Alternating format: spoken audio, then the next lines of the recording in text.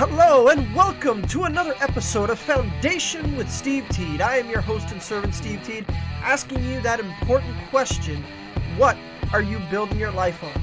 What is it that helps you to make those decisions in life? What is it that helps give you hope, give you meaning, give you purpose?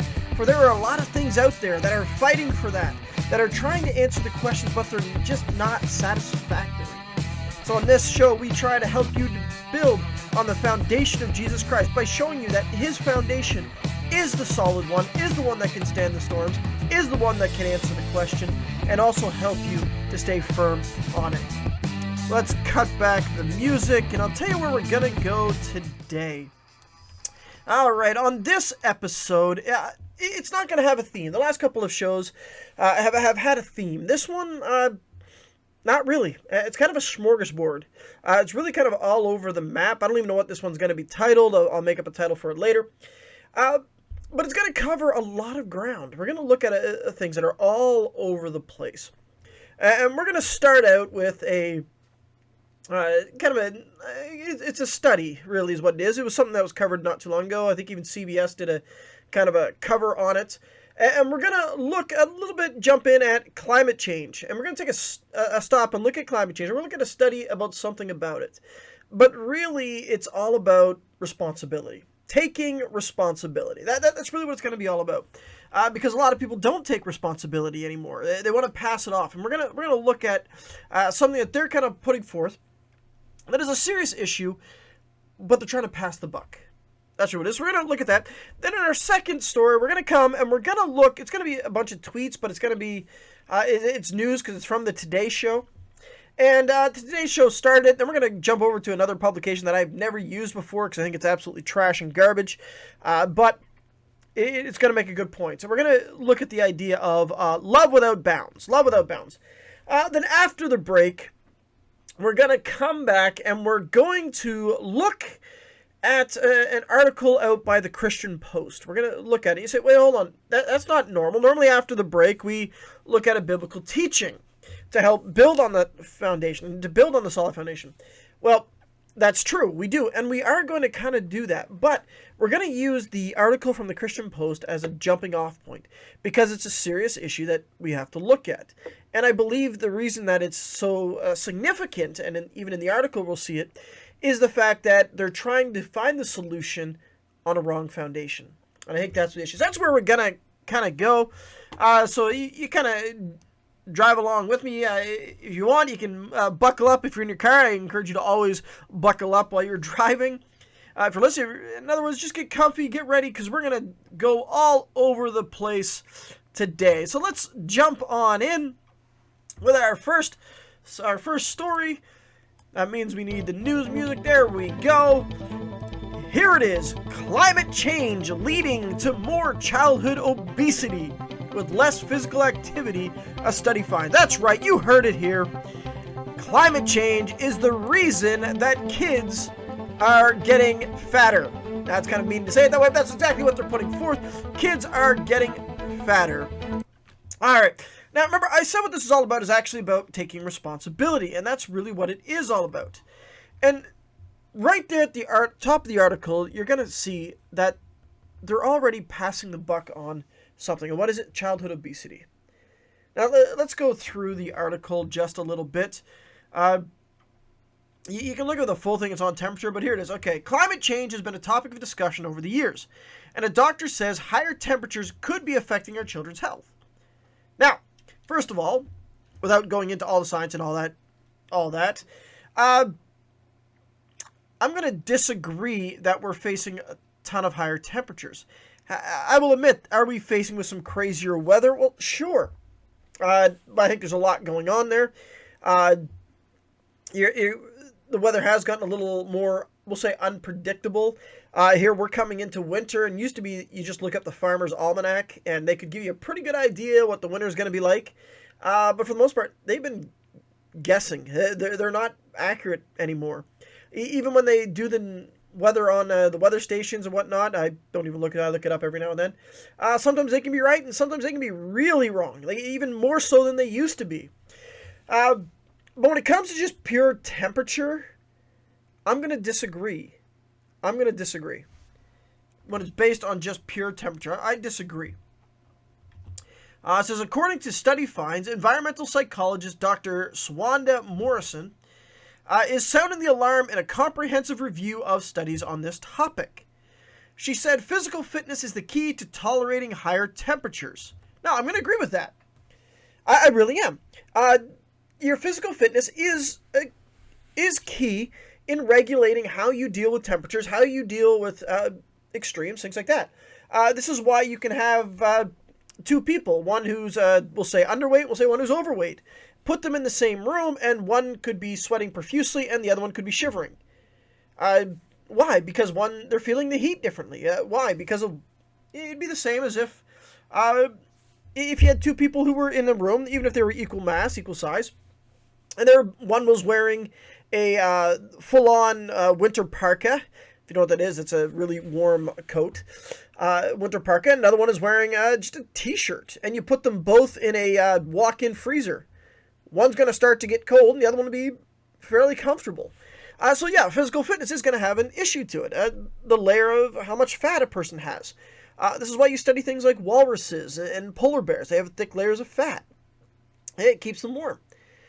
She said physical fitness is the key to tolerating higher temperatures, and he says unfit children could face heat-related health problems such as dehydration and heat stroke as global warming continues. I thought they stopped calling it global warming and started calling it just climate change. I thought they got rid of the global warming aspect of it and called it climate change.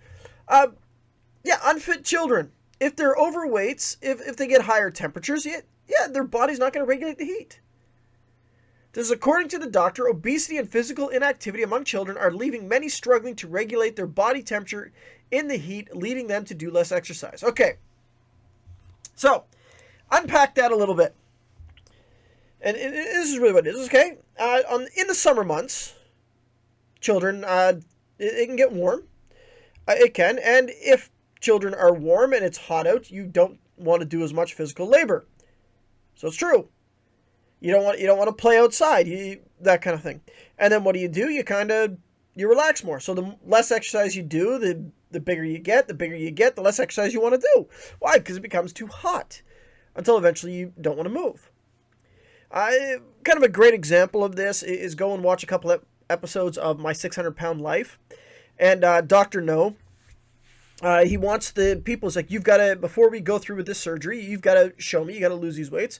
And a lot of times on those episodes, these people are morbidly obese, and I use that morbidly, like huge.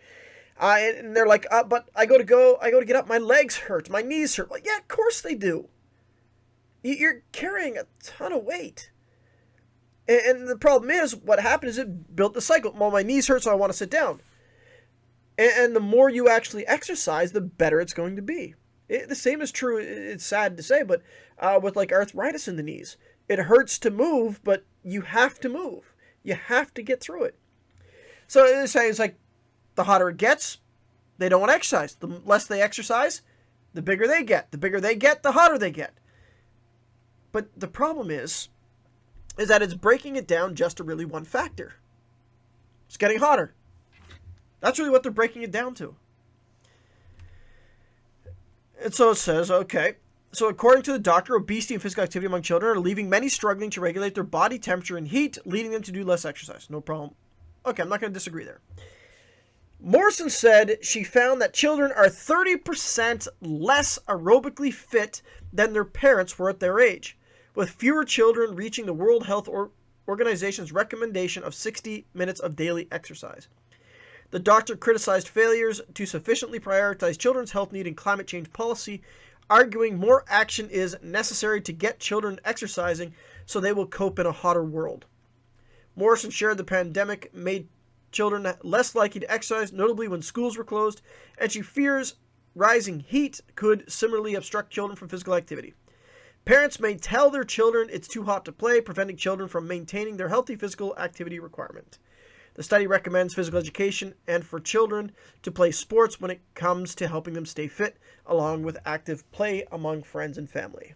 So, there you go. The reason our kids are getting fatter is because it's too warm. Because it's too warm. Walk outside today, and I doubt you're going to see that. Where I am, we're in Celsius here, so it's like -3 degrees Celsius. We're coming into winter. It's not hot anymore. Look, I'm going to be honest. I live in Canada. Since I live in Canada, most people think it's winter all year long. It is not. We do have summer. We do have summer where it goes up to, like, on the worst days in summer, we can hit some 40 degrees. You can hit some +40. Now, for those who are American, that would be around, we can get up to the 105 degrees Fahrenheit on the hottest days. But in Canada, that only happens usually, unless we get something unusual, about a week, maybe 2 weeks. Now, we did have a couple of years ago, we had a month where it was quite warm, where it was like 80, 90 degrees a lot. And that's just the way it is. But notice, it's blaming temperature. It's made up this excuse, saying your kids aren't exercising, and it says they exercise less during the pandemic. And I'm going to say that's true. But they blamed it on not sending the kids to school, not having gym time. Gym time is important, make no mistake. But here's the thing. Most gym classes aren't 60 minutes either. They're like 30, 45. So what is really going on here? And this is why I say it's about personal responsibility. You see, this makes it, me as a parent, I can say if my kids are overweight, well, it's not my fault, it's climate change's fault. It's global warming is making my kids overweight. Global warming is the reason that I'm putting on weight. You see, that's what's going on. See, I don't have to take responsibility for this. Look, you want to know why kids aren't as active as they used to be? Do you want to know why my children, it seems sad, would be 30% less physically fit than me? Here's why. When I was growing up, video games existed. They did. Video games existed.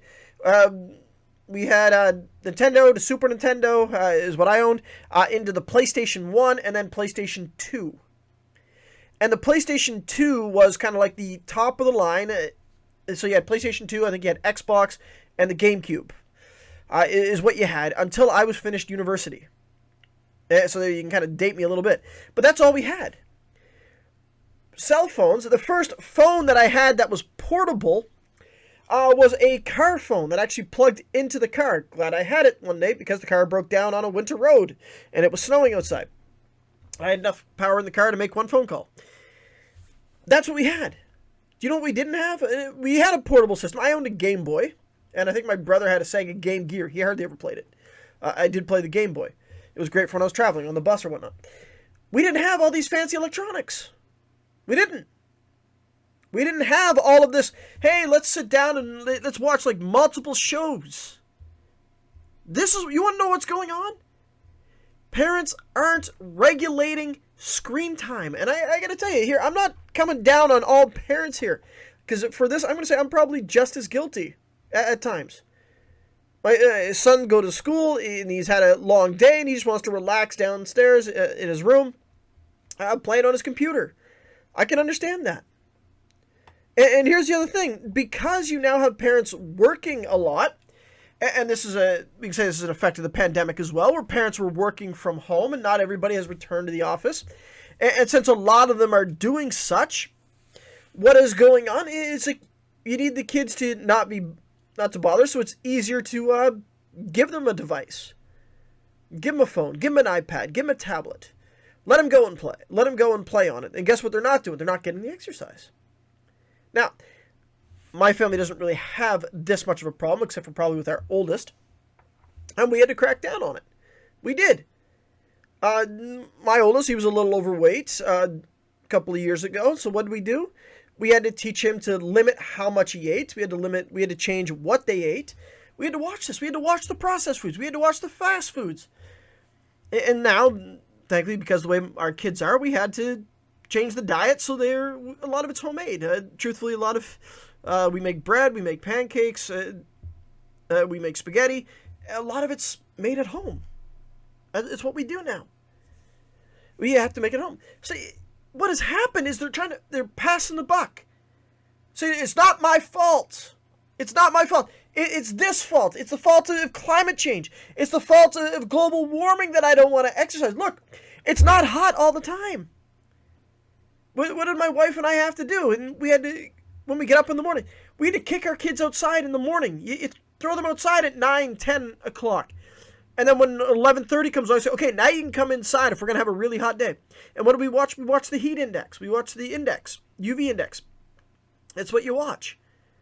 And you send the kids outside to play in that time. And then they can be inside for the afternoon when it's the hottest. I used to have to do this when I was a supervisor in camping ministry over the maintenance as well. I pulled all the workers so they weren't doing outside work from between like 1 and 3 o'clock. And now the UV index seems to go a little bit longer. But then what do my wife and I do now? Well, in the summer, what do? We kick them back outside at like 6, 7 o'clock, 8 o'clock. We push their bedtime back a little bit. It's summer, they can sleep in. And we get them to play outside. You see, it's just kind of passing off this buck. Saying, oh, no, it's just too hot for them. They don't want to exercise. The blame is on, the parents. The parents have to stand up and take responsibility. And I think this is the problem with a lot of what we do. We no longer want responsibility. We want to be the victim. It's not my fault. That's really what we want. We want somebody to blame. Now, the whole article, you actually find it over on CBS. And even the CBS anchor who's covering this sees the absurdity of it. And he talks, sure, there's the temperature thing, like if that's even true. Depending on which study you look at, it's like talking about if we don't do something, the climate's going to raise by 2 degrees Celsius by the year 2050. That means it hasn't actually changed a whole lot in this industrial era. So it's a load of crock, a lot of it. Now, notice I didn't say the climate hasn't changed. I'm talking about just the temperature going up. The climate has changed, and there's a variety of reasons for that. But blaming that it's gotten hotter, so kids have gotten 30% fatter, is just a load of crock. The things that will control how we're physically active, and we have to do it ourselves, is what are we eating, and how much exercise are we getting? How many people are physically getting up and just taking a 40-minute walk a day, taking 2 20-minute walks? Honestly, we're probably not. We're stuck behind desks. And then when we get home, if you get home, if you got kids, by the time you get everything done, you're exhausted, so you don't go for a walk. And it's hard. It really is. But in reality, we're responsible for it. We are. And we have to accept that. We can't just pass the buck. And that's what everybody wants to do. We don't want responsibility. We want to blame somebody else. And now they're just giving a scapegoat. Why? And a foundation like that, where I can just blame everybody else, is a very poor foundation. And what is it going to do? It's going to develop a very poor mental state, and not just the adults, but the generation that is coming up, where it's not my fault. I can blame everybody else. And what you're seeing now is exactly what's happening. They're blaming. You got youth who are blaming parents for decisions they make, and now you got parents who are blaming their parents for decisions that they make and how they are. And nobody wants to take the responsibility for their own actions. And they're looking for excuses. And an article that put it like this, the actual study was from a group called Temperature. And basically saying the kids are overweight now because, well, it's too hot to work out. Yeah, no, take responsibility. We need to take responsibility for ourselves. For when things are going wrong, we need to take responsibility for our health. We need to take responsibility for our spiritual well-being. Because that's what we have to do. That's taking responsibility. It's time for us to grow up and take responsibility. All right, let's move on to our second story for the day. All right, our second one, like I said, there's no theme to today. There's no theme to this one, but our second story, it's on the topic of love. This one's going to be a little strange to you, but that's the way it's going to be. It's going to start with, again, I'm going to go over to the Today Show. The Today Show here, now this one was covered a couple of weeks ago, not on here, but a variety of things. It says, a pair of international pageant winners are showing love knows no bounds. Miss Argentina 2020, Mariana Valeria, and Miss Puerto Rico 2020, Fabiola Valentin, there's no E there, so I don't know if it's Valentin or Valentine, said they got, they got legally married last month. Now, so why am I showing you that? Why am I talking about that? Look, obviously, I am not a proponent of homosexual marriage. I think it's exactly against the scriptures. It is, and even if you really want to know, when you talk about the government's divorce rate, the divorce rate of a two women who entered into a social marital contract. Actually, the divorce is like 4 times higher than any other group. That's a fascinating stat for you. And so, they're getting married. But what I want to focus on is notice what the Today Show there. A pair of international pageant winners are showing love knows no bounds. I want to go down through the Twitter feed just a little bit. Let's see what it says. Okay, after deciding to keep our relationship private, we opened the doors to them on a special day, 28/10/22, so October 28th. The couple wrote in a joint message on both of their Instagram. Take down a little bit. The couple had posted photos together in recent years, but had not shared that they were dating. Now, I really don't care about that either. Here we go again. The couple each represented their countries in the Miss Grand International competition. Congratulations to you both. MGIO, I have no idea what that is.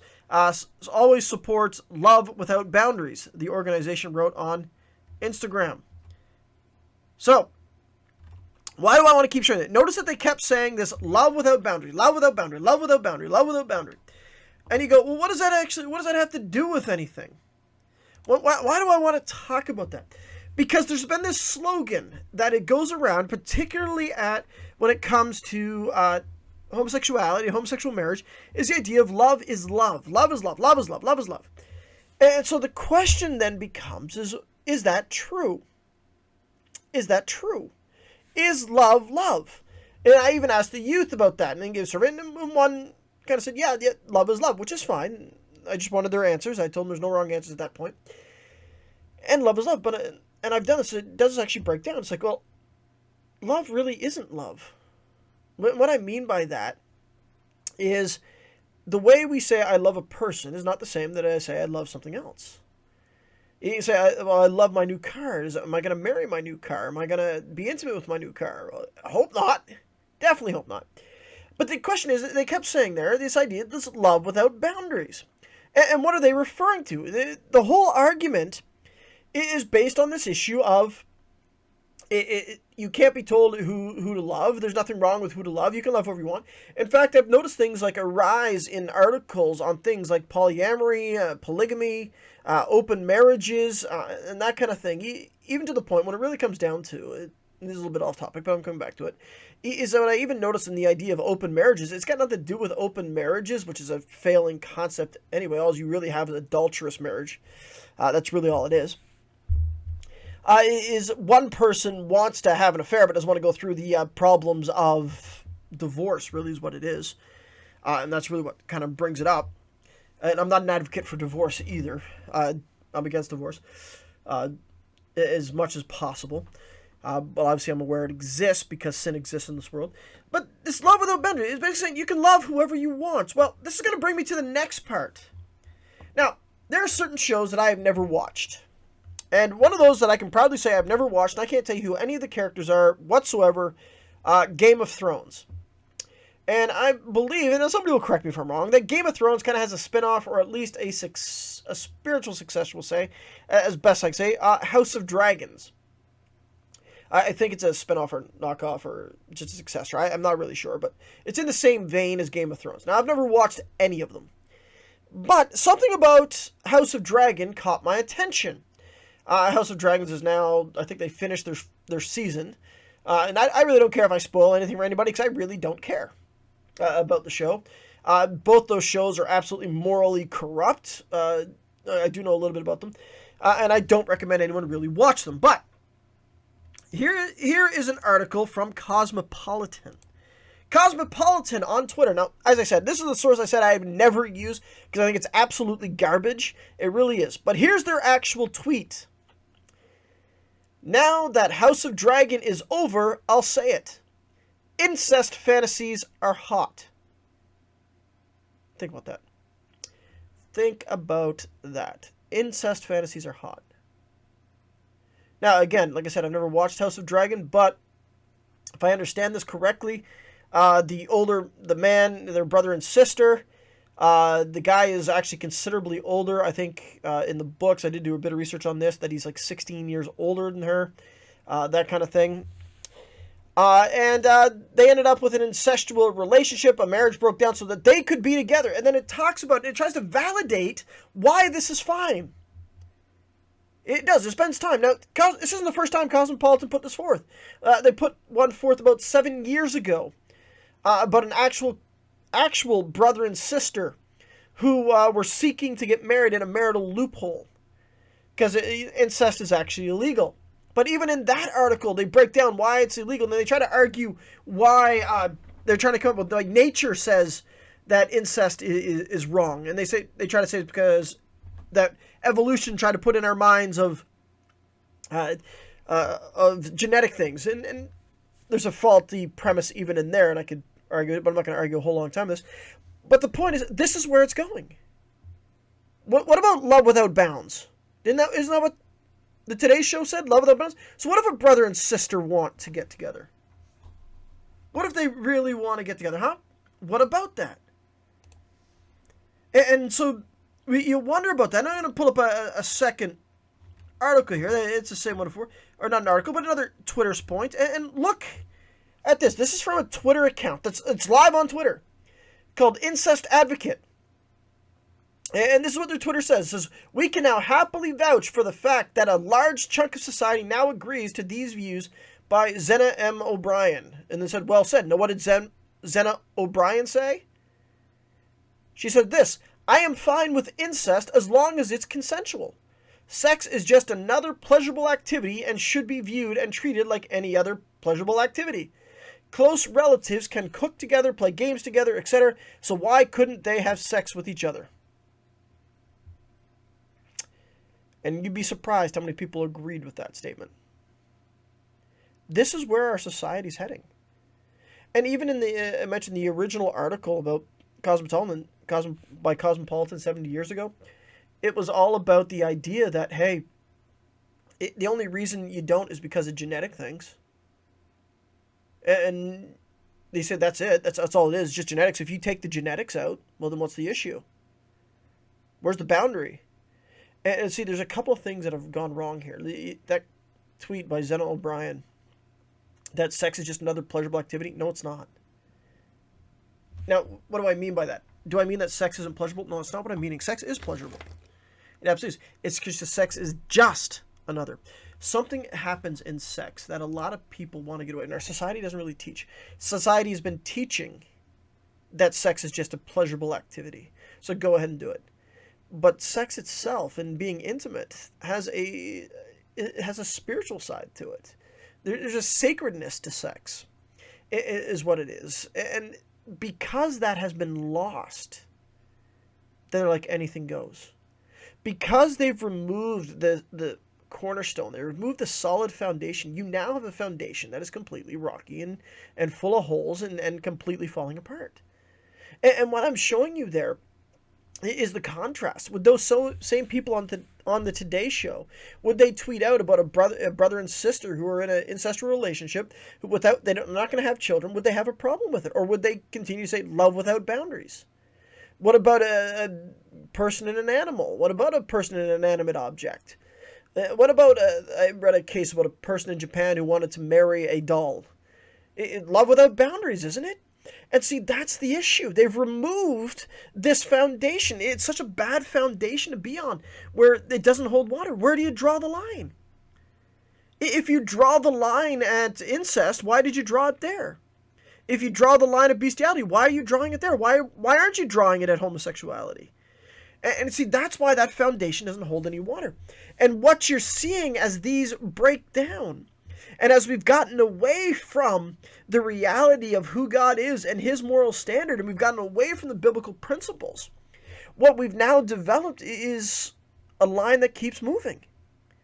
And so what you've seen is the progression over time.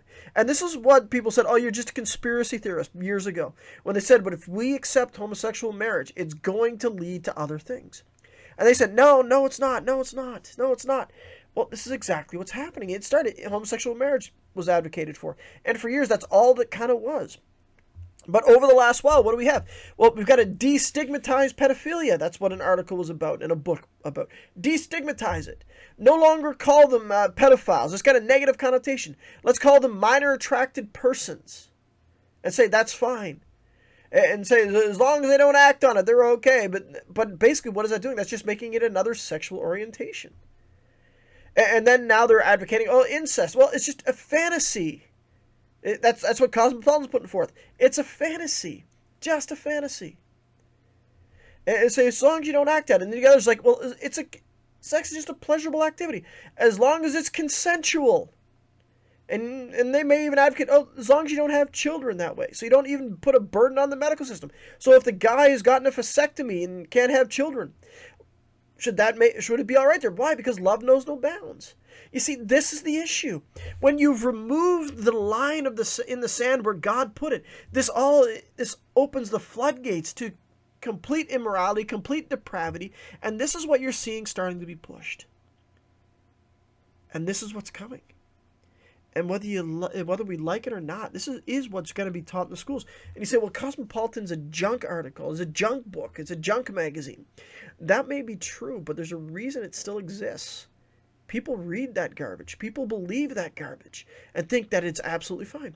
And now you're starting to see more and more television shows that are considered good, that have high production values, where these things are being celebrated. These things are being pushed piece by piece, doing it as fantasy.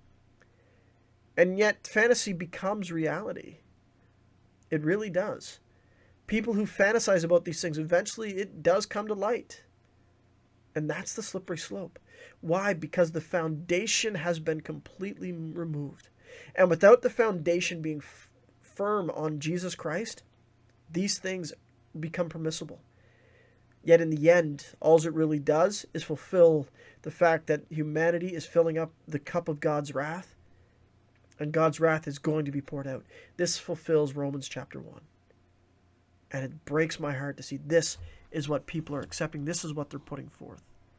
We need to be on the solid foundation of Jesus Christ and refuse to be moved from it. All right, let's take a break right there. Enough of that. Let's take a break. We'll come back after the break. So we're going to look at another article. We're going to go to the Christian Post.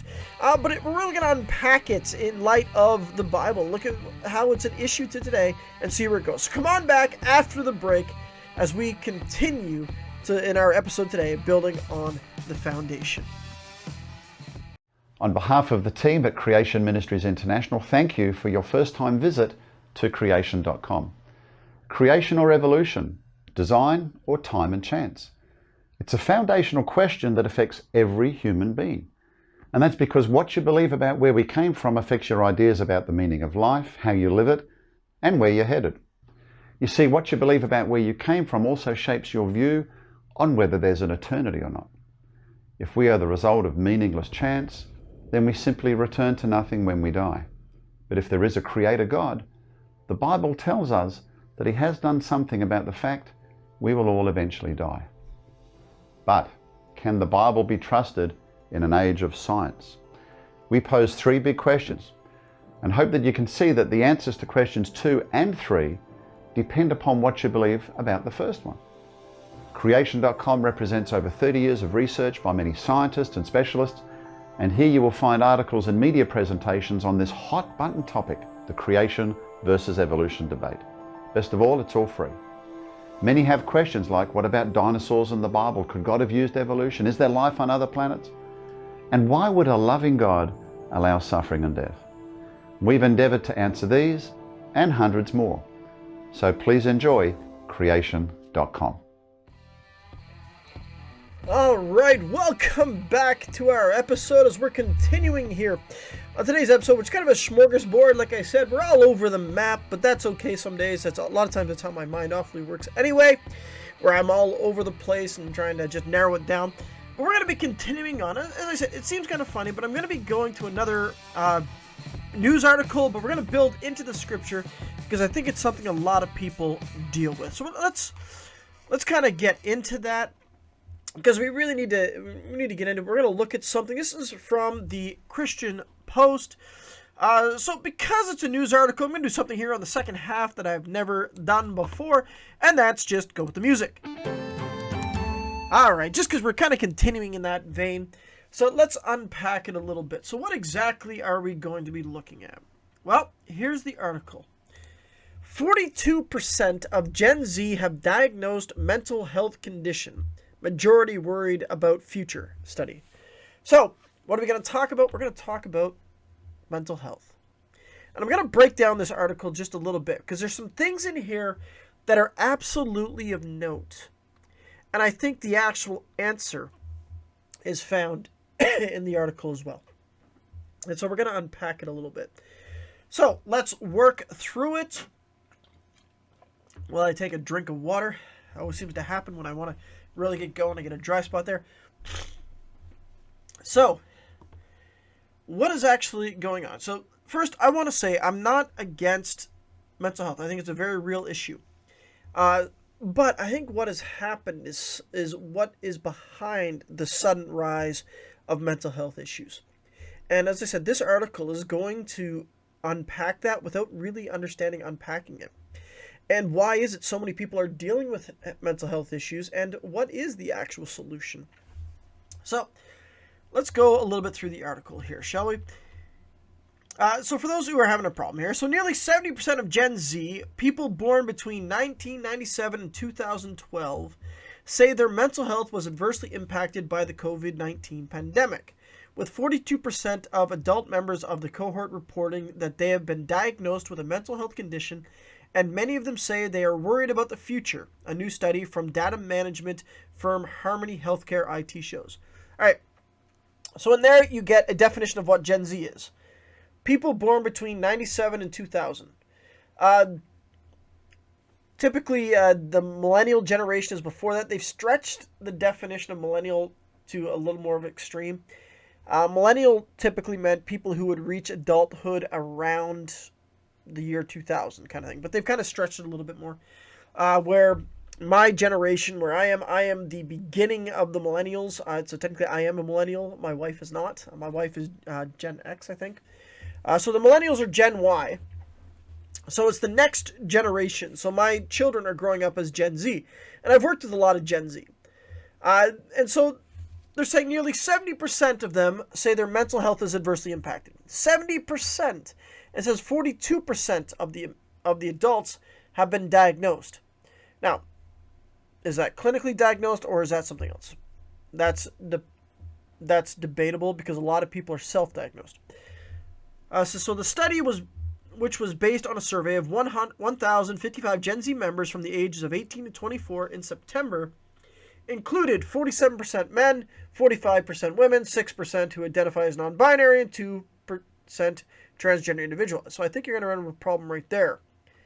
So what? The 6% of identify as non-binary and 2% transgender means there are definitely some issues there. Because whether you like it or not, that non-binary and transgender are mental issues. And so I can't even tell you what the men and women are because I don't know how the survey was done. According to the report, some 57% of Gen Z adults struggle with their mental health, reported taking medication to alleviate their condition and paying an average of $44 monthly. So kind of break that down a little bit. So 70% of all of the ones who were surveyed said they struggled, and almost 60% of those are on medication for it, and they pay money for it. Now, here's where I think it's actually important. The most frequently cited conditions were anxiety and depression, which were reported by 90% and 78% or 80%, respectively. There's the issue. Now, why? Because there's the two things I want to talk about. So, of those people, so I'm gonna do a bit of math here. You're gonna have to bear with me a little bit. So let's do this a little bit. I'm gonna make it a little easier on myself. So 1,055. Let's make the math a little easier. Let's go 1,000. 1,000 people said that, and how it included of it. And of that, it said 70%. So 700 people were dealing with mental health issues. So 90% of those, so 700, so 90%. So 90% of 700, 70 times 9, 630. So you said, well, wait, how does that work? I just broke it down to a tenth of 700 is 70. 70 times 90, which will give you the percentage, 630. So 7 times 9 is 63. Put the zeros on there. So 630 of those 700, it's anxiety. Anxiety. Anxiety. And 78%, so we'll go 80%, so 560 said depression. So what you've got now, you've got overlapping mental disorders, mental problems, struggles. And like, again, I'm not going to say that they don't exist. They do exist. It's the treatment. Then it says other conditions reported include ADHD, PTSD, OCD, 14% eating disorders, and 12% insomnia. Less than 10% reported more diagnosis of bipolar, addiction, substance abuse, and borderline personality disorder. So it's a pretty big span, but notice again that of the 700, 630, anxiety. Anxiety. And then it says, well, 1 in 5 reported going to therapy for their mental health and spending an average of $149 monthly to do so. 87% of them found it helpful. So of those who sought help, almost 90% of those said it was helpful. Now, I'm kind of going through this quick because there's two things I want to focus on. First is the fact that notice that the vast majority, 90% of the 700 who said they had problems, anxiety. 63% said depression. Or 80%, 70% said depression. So that's an important detail to understand. Okay? All right. Nearly a third of Gen Zers said they would rate their overall mental health in 2022 as bad. When asked to describe their mental health over a period of 1 month, 1 out of 4 reported having more bad days than good. On average, Gen Zs reported about 10 tough mental health days in the span of a month. When it came to discussing their mental health, the majority, 87%, said they felt comfortable talking about mental health in general with others, and 63% said they were comfortable discussing their own mental health. Now, I think there's an issue in there as well. What has happened is, especially with the younger generation, is mental health problems have become trendy. Now, that's a discussion for another time. What do I mean by that? Instead of actually seeking help for it, it's more like a badge of honor. Now, I'm not going to talk about that, but that does happen. Again, like I said, I want to talk about that 90% are caused by anxiety. And then you're just going to break down numbers who they're one to discuss with. All right. Okay, so with the recent increase of quiet quitting, refusing to do more than what your job description requires, Gen Z are making sure to take care of their mental health on the job, researchers continued. More than 3 in 5 have taken a mental health day off school or work. In the first 8 months of 2022, Gen Z have taken an average of 3 mental health days to recuperate. Now, I'm not going to talk about quiet quitting, but I think that's actually causing more issues. And why is that? Because people are like, I want to get promoted, but I'm only going to do exactly what I'm required to do. Now, the problem is both sides. I remember going through job descriptions, and the last line of my job description was always whatever other duties are needed as required. And I'm like, okay, so basically what's the point of the whole job description when that last line is in there? So I understand a bit from the worker's point of view. I don't want to be taken advantage of, because we always talk about what should you do, work on salary or work on hours. And I said, well, salary has its benefits and hours has its benefit. They both have their drawback. On salary, and I'll tell you, even as my actual work, there are some weeks that I end up with a lot of work. And what I mean by that is I can end up with, and I remember one of the worst weeks I had, I ended up with like 3 funerals, 4 small groups, 2 youth groups, plus my regular services and duties. And on that Sunday, I ended up with 3 services. So that's an over week. And how much did I make? Well, I make the exact same amount as I make as if on a regular week, which at that time would have been 2 services and 2 Bible studies. So it really happens. It depends. And I've done some late night lost sleeps. And so hourly wages, you get paid more sometimes. Sometimes salary adds to security. So I can understand the issues of quiet quitting a little bit. But it creates more issues at the same time that they don't want to look about. So According to the report, Gen Z is also average. Now, here's the thing.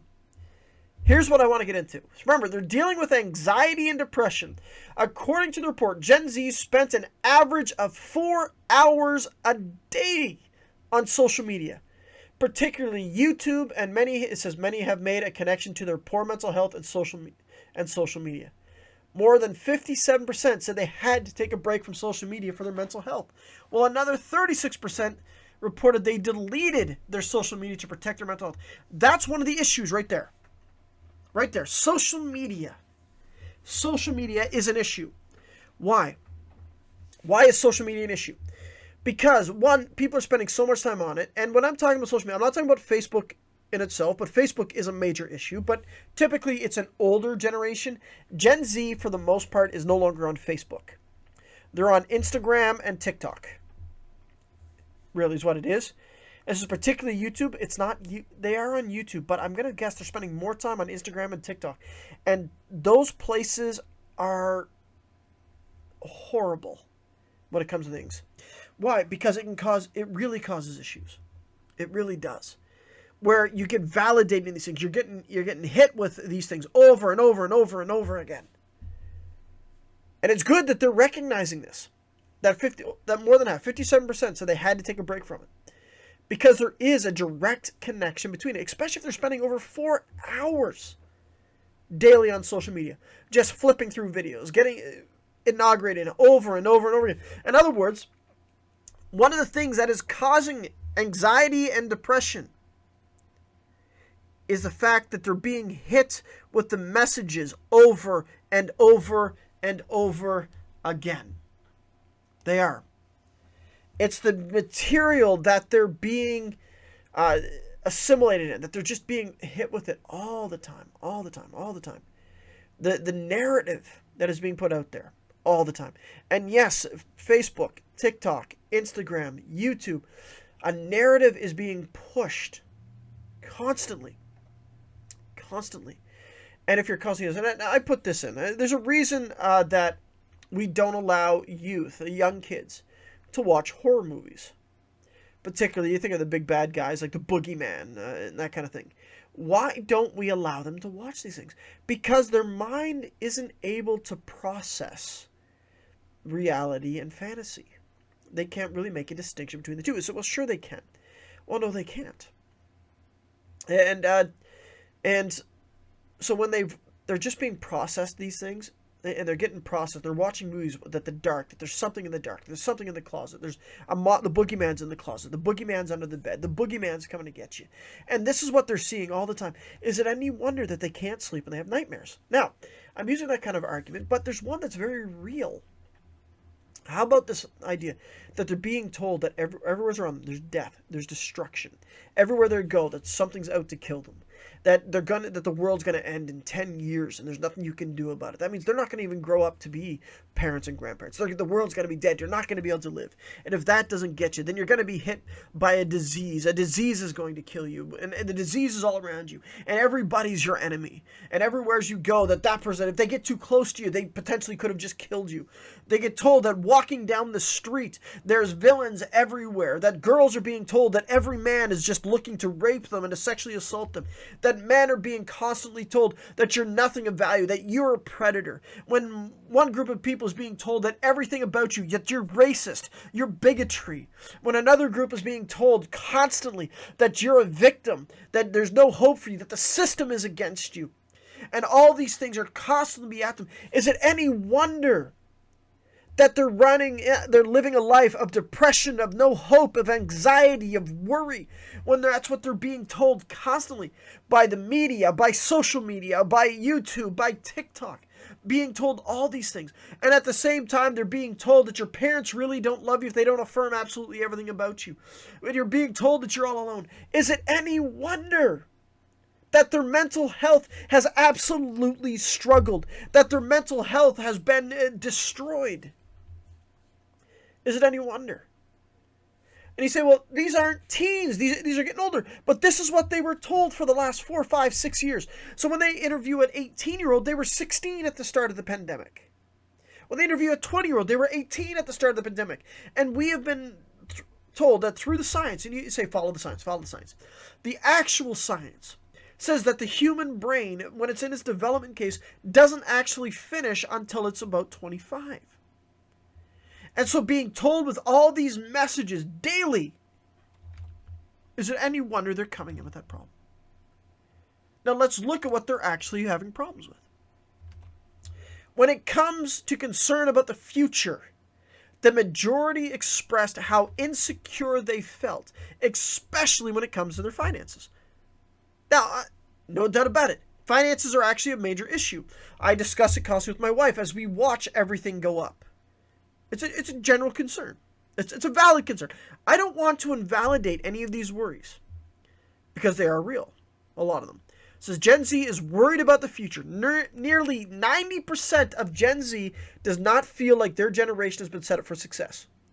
And 75% feel like they have a disadvantage compared to other generations. Some of the biggest concerns have to do with finances and work. More than 3 in 5 do not feel financially stable, and 50% do not feel ready to join the workforce. It added, overall, 89% of Gen Zs are worried about their personal finances, and 70% are concerned about the economy. Now, again, those I would say are absolutely true. There's nothing wrong with these concerns. Those concerns are true. In fact, the way the economy is going, I agree with them. But those aren't just teens that are going to deal with the economy. I look at anybody who's on a fixed income, our seniors and people who are on salaries. And when they think and they're being told, and this is the problem, one of the issues is, when the youth coming up, entering the workforce, are being told that you just need to make more money, that we just need to raise the minimum wage, and they want to keep pushing the minimum wage up. That's not actually going to solve the issue. What does it do? For a short time, a very short time, people have a little bit more disposable income.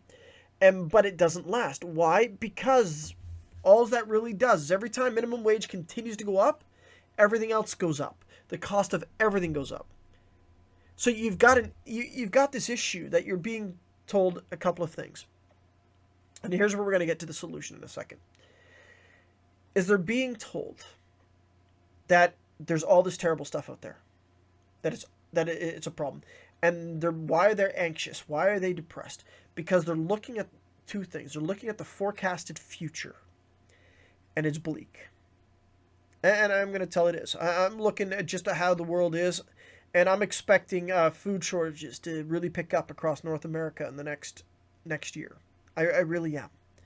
It's sad to say, but I am seeing it. Even now, when I go to places and I'm seeing in fresh fruits and vegetables not available, being sold out. I go to look for something and it's not there. And I'm not talking about something pre-pandemic where everybody went crazy and bought toilet paper. I'm talking about actual food and not canned stuff. And then even the stuff that's there, prices have skyrocketed. And I go to the store every once in a while to buy like little box meals for my kids.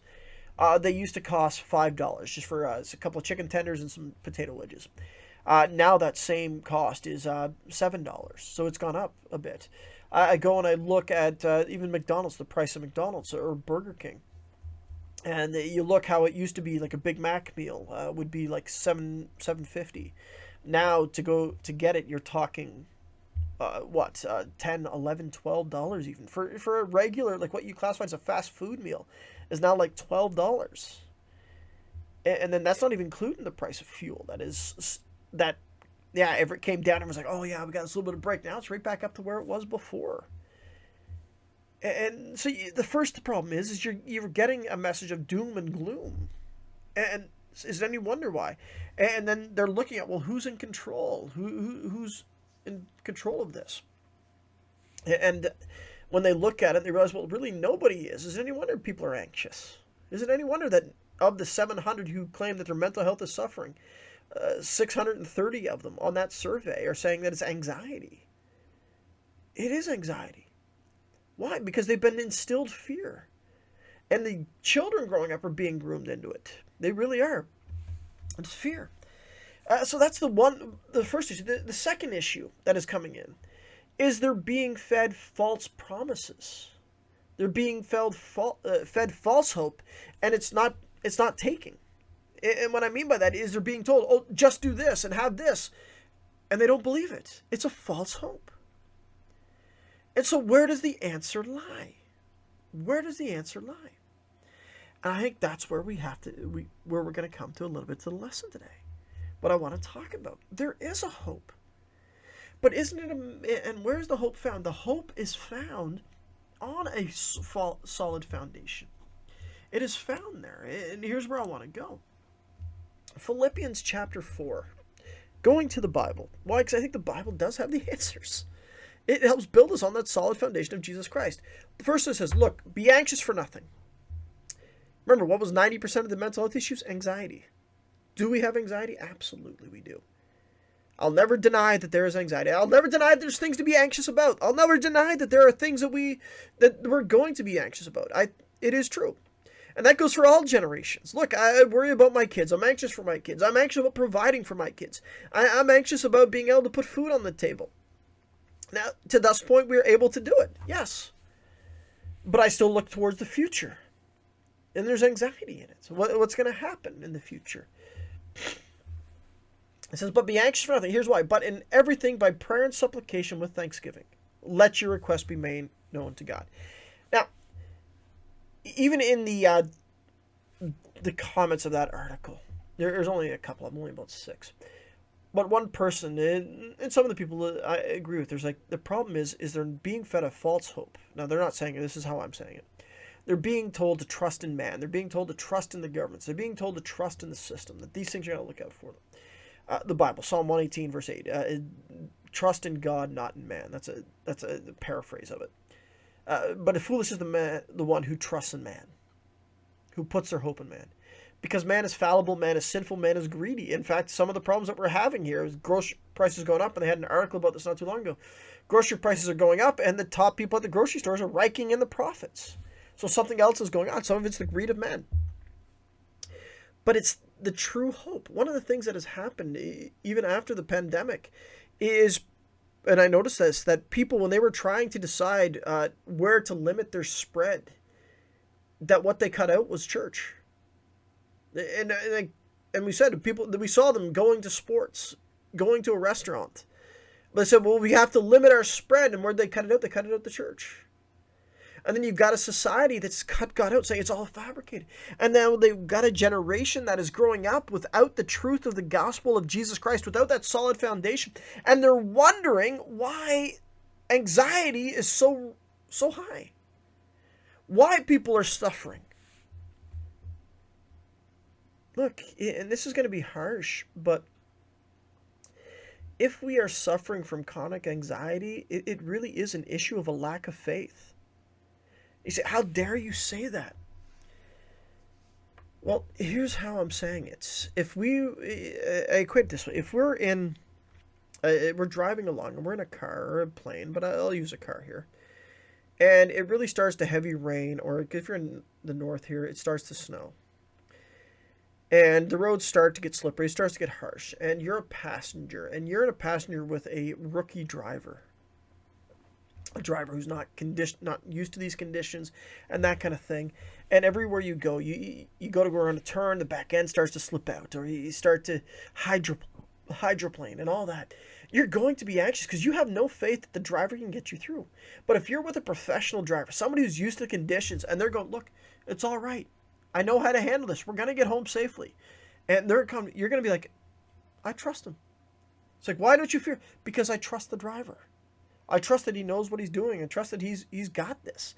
Your anxiety is going to go down. And the driver's going to be like, I got this. I got this. And see, one of the things when it talks about prayer, it says, be anxious about everything by prayer and supplication. It says with thanksgiving. When we do that thanksgiving, it has to do with the fact that we remember God's promises. We remember what he has said. We remember what he has done. And we've seen that this has been taken care of. You see, people have forgotten who God is. And even all that is happening has been within his sovereign will, within his control. And he says, so what people have happened, as I said, they've been fed a false promise that they're not swallowing. And one of the things that we need is the true promise, the true hope, which is found not in the world system, but in the hope of Jesus Christ. That's where it is. See, taking a pill about anxiety, you can take an Ativan, you can take whatever the the most popular anti-anxiety drug is. You can take it, and it's going to make you feel better for a little bit. It's going to bring the heart rate down. It's going to bring the breathing. It's going to bring that anxiety, anxious feeling down. It's going to help you to bring your breathing into control, that kind of thing. But in reality, it's not going to fix the issue. It's going to mask it. And what happens? The anxiety comes back, and then you got to take another pill. I'm talking about real anxiety here. I'm not talking about the other mental health issues. There are very real mental health issues. But anxiety is the one that, as I said, most people are claiming nowadays. And why? It's because they've lost the sight of the actual answer, which is Christ. Because notice what it says, the consequence of this. Be anxious for nothing, but in prayer and supplication with thanksgiving, let your requests be made known to God. And the peace of God, which surpasses understanding, will guard your hearts and minds through Christ Jesus. Notice it doesn't say that the situation is going to go away. But it says the peace of God is going to guard you. And what's it going to guard? Look, your heart and your mind, the two things that really, that we develop this anxiety in. Why? Because our minds are this way.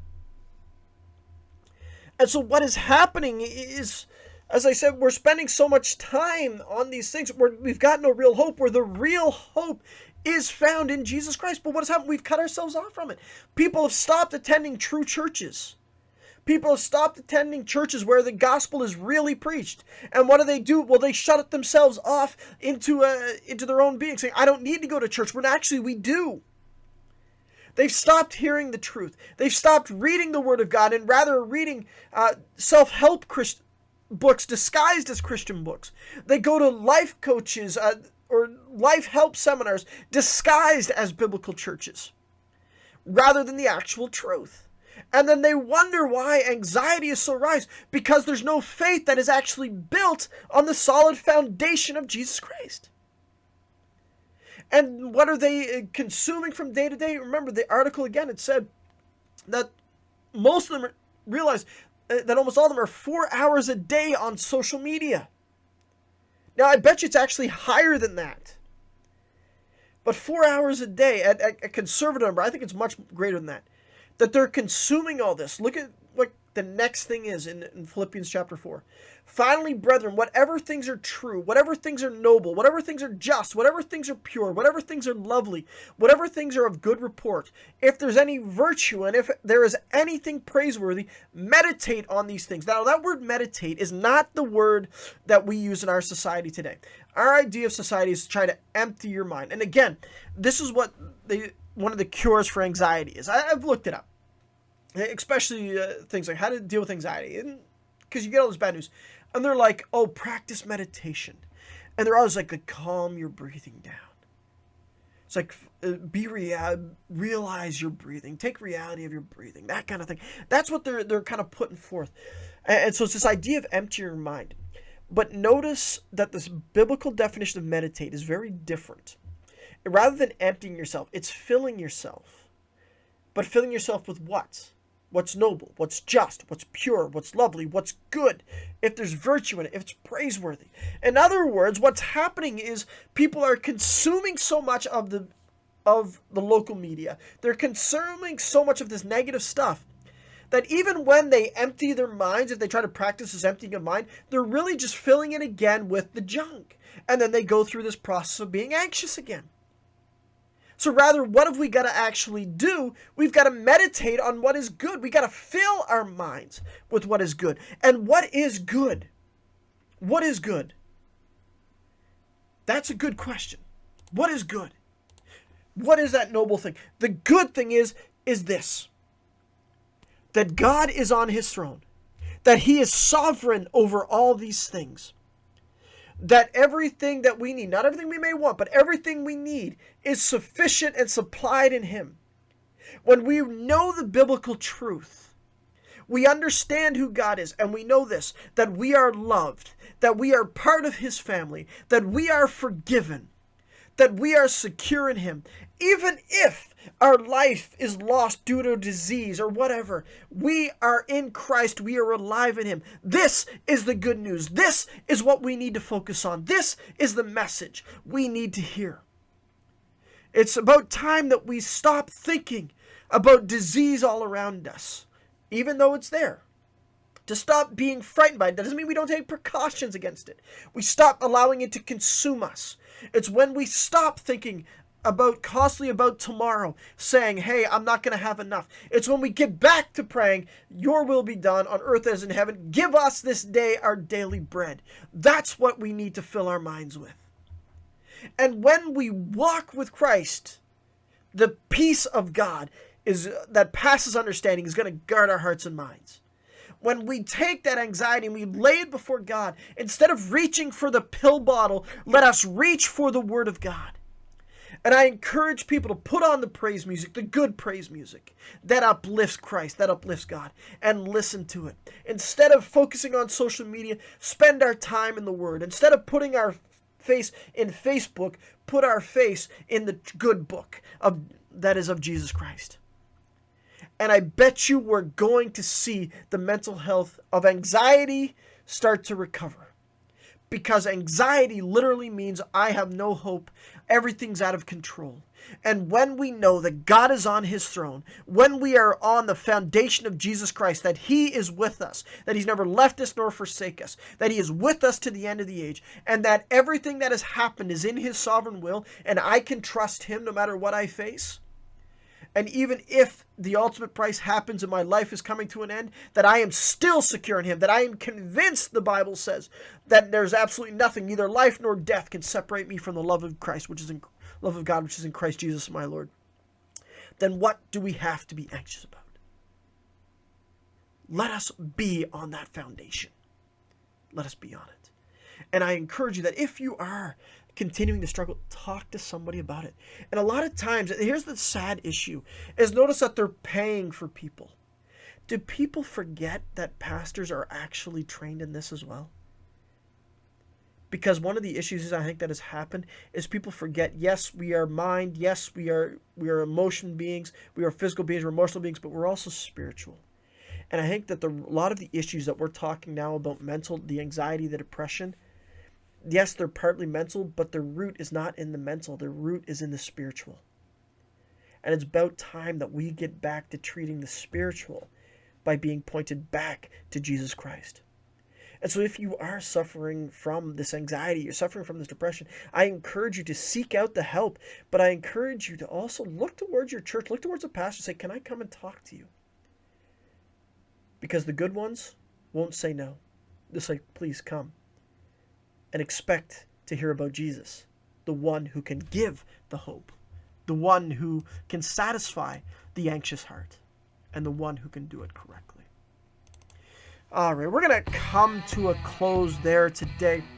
Anything on the episode, anything on the show you want to talk about, reach out to me. I encourage you to do that. You can write to me at pastorstephenteed@gmail.com.